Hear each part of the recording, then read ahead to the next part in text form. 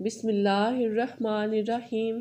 السلام علیکم محترم ناظرین، جس حکمران نے بیرونی مسلط سے آزادی، اپنے عوامی فیصلوں میں آزادی چاہی، انہیں مروا دیا گیا۔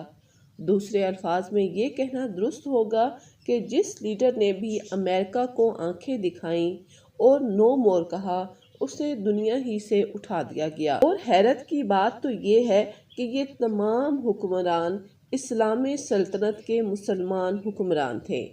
وہ حکمران کون تھے اور ان کی موت کیسے واقع ہوئی، یہ تمام معلومات آج کی اس ویڈیو میں۔ سب سے پہلے بات کریں گے سعودی عرب کے بادشاہ شاہ فیصل کی۔ شاہ فیصل بن عبدالعزیز 1964 سے 1975 تک سعودیہ کے حکمران رہے۔ وہ اپریل 1906 میں پیدا ہوئے۔ حجاز انہوں نے ہی فتح کیا، پھر انہیں حجاز کا گورنر بنا دیا گیا۔ 1964 میں جو یمن کے خلاف کارروائی کی گئی تھی، وہ بھی شاہ فیصل کی سربراہی میں ہی کی گئی تھی۔ اگر اس وقت کے حکمران ابن سعود جنگ بندی پر راضی نہ ہوتے تو سارا یمن شاہ فیصل فتح کر لیتے۔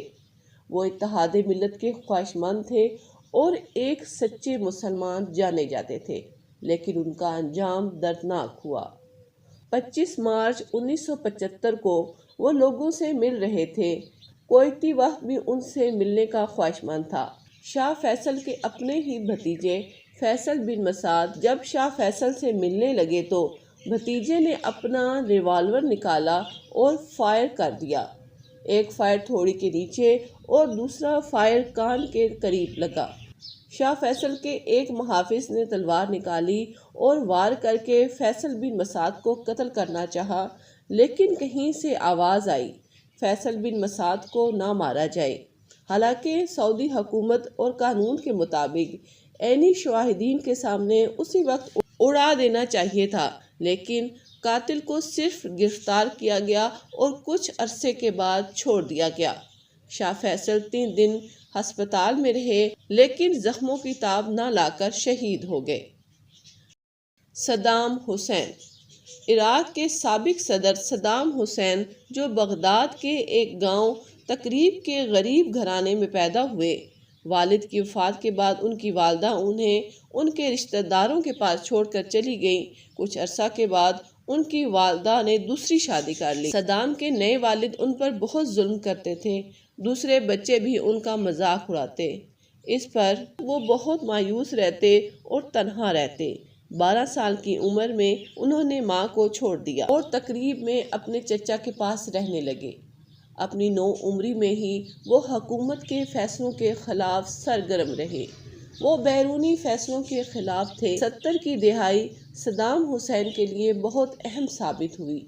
پارٹی کے سینئر رہنما احمد باقر الحسنی کے منظور نظر بن گئے۔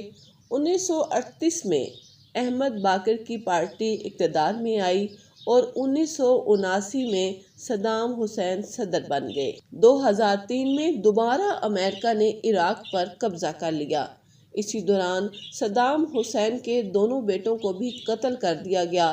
صدام حسین کو 14 دسمبر 1903 کو تقریب کے قریب سے کارروائی کر کے گرفتار کیا گیا۔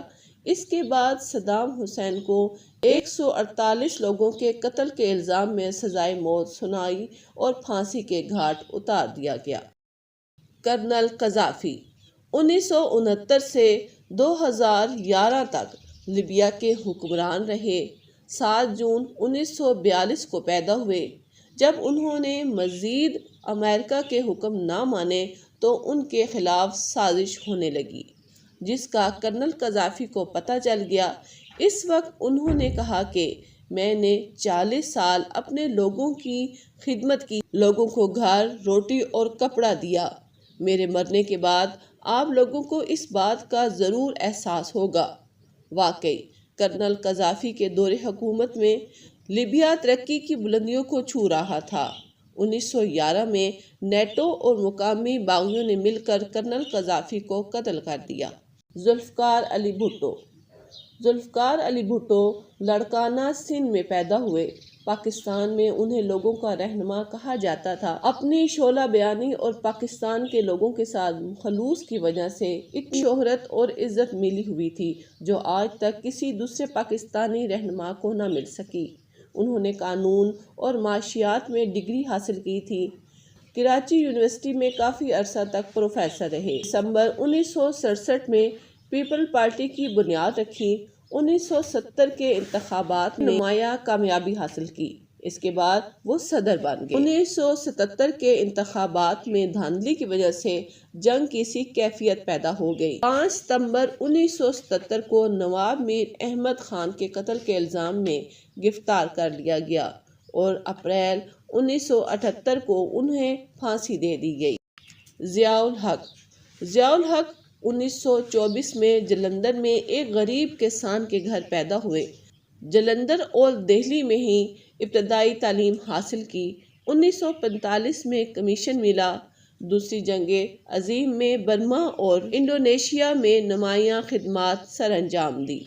1947 میں پاکستان ہجرت کر کے آ گئے۔ کمیشن ہی میں ترقی کرتے ہوئے کرنل اور کور کمانڈر بن گئے۔ 1977 میں ملک میں بدامنی کو ختم کرنے کے لیے مارشل لا لگا دیا اور ملک کی باغ دوڑ سنبھال لی۔ بہاولپور میں ایک دن کے دورے پر آئے ہوئے تھے اور واپسی پر جب بہاولپور ایئرپورٹ سے C-130 طیارے نے پرواز بھری تو اس وقت ان کے ساتھ 19 اور اعلیٰ فوجی عہدیدار بھی تھے۔ طیارے نے ابھی اڑان ہی بھری تھی کہ فضا میں دھماکہ ہوا اور طیارہ زمین پر آ گرا۔ طیارے میں کوئی بھی فرد نہ بچا۔ آج بھی یہی بحث کی جاتی ہے کہ طیارے کو ایک منصوبہ بندی کے تحت ہی تباہ کیا گیا تھا۔ تو ناظرین، یہ تھی آج کی معلوماتی ویڈیو۔ اگر آپ کو اچھی لگی ہو تو لائک ضرور کیجیے گا اور آپ سے گزارش ہے کہ چینل کو بھی ضرور سبسکرائب کر دیا کریں۔ ڈھیر ساری دعاؤں کے ساتھ اللہ حافظ۔